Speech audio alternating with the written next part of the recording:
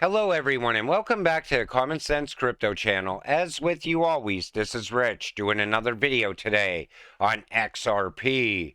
So I hope you're all having a wonderful day today wherever you are in this great world.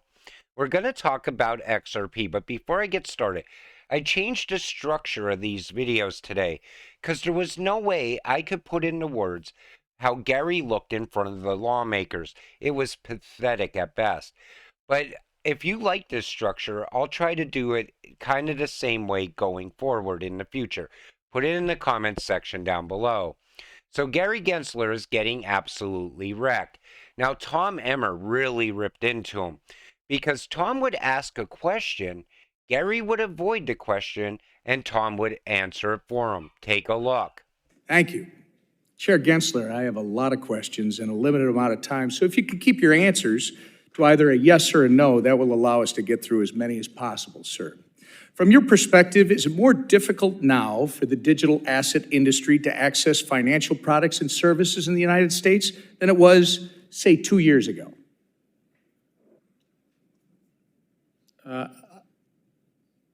Sir, I'm not running one of those businesses. If they came into compliance, I think Reclaiming my time. The answer, sir, is yes. Do you think you and the SEC have had a role to play in that?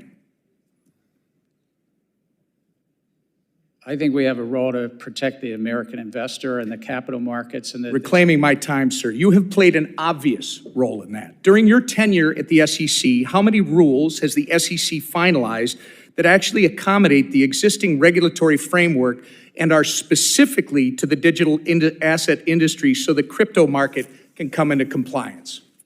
It's their rule books that are on the books for years, so we have not finalized any new rule specifically with regard to crypto. We've proposed some things in best execution. We've also... Sir, reclaiming my time, the answer is zero. And how many enforcement actions has the SEC levied against digital asset companies during your tenure, sir? I think it's probably 40 or 50. The answer, sir, is about 55. My understanding is that the biggest crypto failure in history is probably FTX at $9 billion. Were you the chairman of the SEC when FTX collapsed? Yes. And how many times did you meet with FTX prior to their collapse? I think my public record shows 2. You met it with FTX at least twice. And arguably, the second biggest crypto failure in history was Terra Luna. Who was the chairman of the SEC when Terra Luna collapsed, sir? We had brought... You were, sir. Reclaiming my time, you were. There are 5 members on the commission. Do you believe your speeches and interviews are to serve as the official position of the SEC? I can only speak for myself when I'm speaking. Again, sir, in a statement on the SEC website, you are quoted saying, the Kraken staking as a service enforcement action should make clear to the marketplace that staking as a service providers must register. But again, you haven't provided any rules for how that can be done. Now, I like the fact that he brought up staking because staking is very important if you're a crypto investor because staking leads to passive income in the future. Let's continue. I must remind you, your public statements are not regulations. It's not responsible to expect the American people to assume your statements are a substitute for rules. Do you agree with this statement regarding the digital asset industry? The SEC needs additional congressional authorities to prevent transactions, products, and platforms from falling between the regulatory cracks. I think that it's a largely non-compliant field. And sir, again, I asked you to comply with my questions, and I'm asking you if you agree with that quote. And I'm going to tell you, I'm quoting you from an August 3rd, 2021 article where you, and I believe you told Congressman Hill earlier that you need congressional authority to regulate stablecoins, and stablecoins happen to be a significant percentage of the crypto market. So the question is, when were you telling the truth? To Mr. Hill or to me? You've got to start answering these questions in a more transparent manner, sir. Does it concern you, by the way, that your approach to the digital asset industry is actually driving this industry out of the United States? We're trying to drive it to compliance, and if they're not complying with the laws, then they shouldn't be offering their products. Reclaiming my time. Madam Chair, I would like to enter into the record this Wall Street Journal article from April 14th, 2023, detailing China's ploy to open its banking system to crypto firms in an effort to seize an opportunity created by our hostile regulatory environment, which, Mr. Chair, you're a big part of. Without objection. Chair Gensler, FTX was domiciled abroad and so is Binance, yet American consumers still had access to both.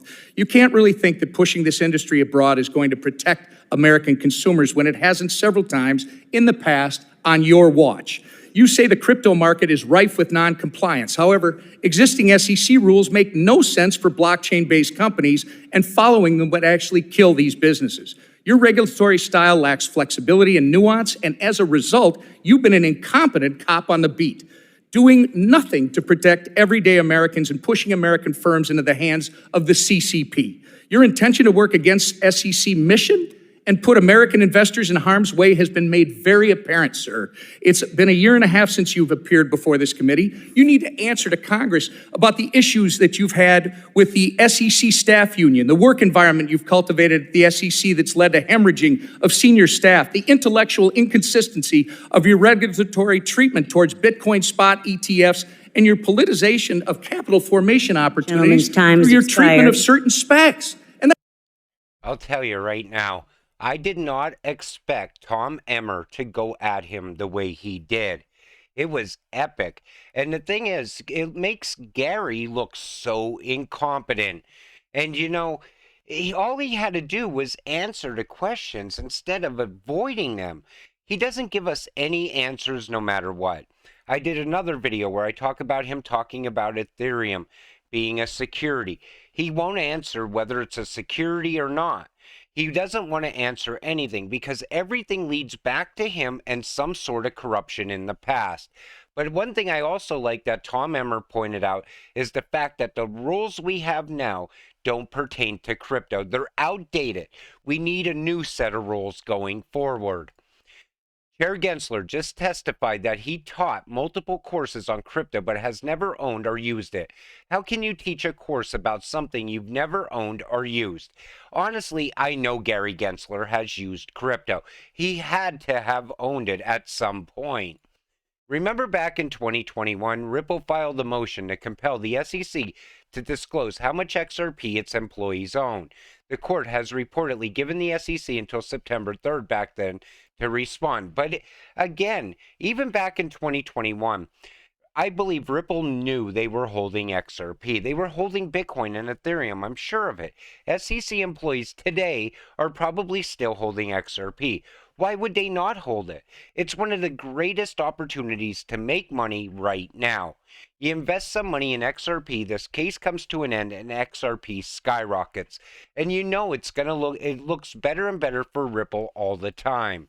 And then there's this. Now, this had a lot of people wondering because Gary talks about active discussions around XRP. Do you say XRP is a security? Well, we're in court and active discussions and litigation on that. You're in litigation. So he says active discussions. Is he talking to Ripple in the background about a settlement possibly? That's what a lot of people are speculating around this right now. Then Ripple executives await the outcome of Gensler's SEC testimony. And $60 million in XRP transactions sparked intrigue ahead of the SEC hearing. In an impressive display of growth, the XRP market cap has surged by 2% in the past day, reaching a remarkable $27 billion. This significant leap has caught the keen eye of Ripple Labs and its executives, who have been eagerly awaiting the outcome of the testimony. Embraced in a long-standing legal battle with the SEC, Ripple is undoubtedly keeping a close watch on the developments. And you know, if you take a look at what happened today with Gary Gensler, that makes you even more bullish on XRP going forward. A lot of people bought more just based on what they've seen going on with Gary. So U.S. Rep. Ann Wagner compares the SEC Gov's recent over-aggressive agenda and enforcement actions to the likes of the 2008 financial crisis. I got to play this for you as well. It's been 18 months since you've appeared before this committee. My colleagues and I look forward to discussing your agency's overly aggressive agenda that is, in fact, rushing through rulemakings at a frenzied pace, the likes of which we haven't seen since the response to the '08 financial crisis. However, your agenda is neither driven by congressional mandate, and let me underscore congressional mandate, nor a widespread market failure like we saw in '08. In fact, it remains to be seen what actual deficiencies the Commission seeks to address with its 53 new regulations. Even when a very brief or half-baked cost-benefit analysis is provided, it fails to consider the aggregate regulatory burden on retail investors, small business, and capital markets. It's been 8. Now, I thought it was great because she talked about retail investors as well. And the aggressive agenda that's going on at the SEC, I think it's being fueled by a handful of politicians and the big banks. But now people are really starting to take notice. I believe Gary is one step away from being taken down from the SEC and being replaced. A lot of people don't think that's going to happen, but I believe that's where this is headed. SEC Chair Gary Gensler is speaking to Congress and blaming the Silicon Valley Bank collapse on crypto. These regulators, politicians using their own failures to blame the crypto collapse of poorly operated banks on crypto is pathetic. This has nothing to do with crypto. Now, we know that because we're in crypto. And when they're blaming the bank failures on crypto, what are they going to blame as the banks continue to fail in the future? Because that is coming. And you know, every bank right now is on the edge. I feel at any moment we could get word that more banks are collapsing. Then there's this. So the SEC Chair Gary Gensler testified live before Congress today, reveals that people trying to get loans are deemed more creditworthy than others if they capitalize letters of pronouns in emails, and if they charge their cell phones every night. Social credit scoring is already being used in the U.S., collecting data in an intrusive ways. But I'll let you hear it directly from him. Look, I mean, right now you can sweep the data up from your automobile driving. It's called telematics. You can sweep up your social media usage and sort of based upon that, decide how to underwrite and make a loan. There's research, actually, interesting research that shows that if you capitalize your letters for pronouns in your emails, you're better credit than if you don't. I'm giving you this away a little bit. And if you charge your phone every night, you're better credit, believe it or not. So now, what if it happens to be the people that capitalize their letters are of a certain race or ethnicity or gender, and it has nothing to do with credit, but then we're embedding something into the systems which has inherent biases. I honestly cannot wait for this guy to get replaced. You could tell where his agenda lies. You see it through the climate change. You see it through the way he's trying to crush crypto innovation. He's working for someone else. He's not working for us. He's not working for the American people, and he's not working for the retail investor. But I wanted to do these videos a little bit different today because you had to see some of this for yourself. There was no way I could describe this to you, his actions. And if you like the way I do this structure, let me know, like I said at the beginning of this video. I want to wrap this one up. I want to thank you all for watching. I appreciate all of you watching my videos. We'll see you in the next one. Have a great night.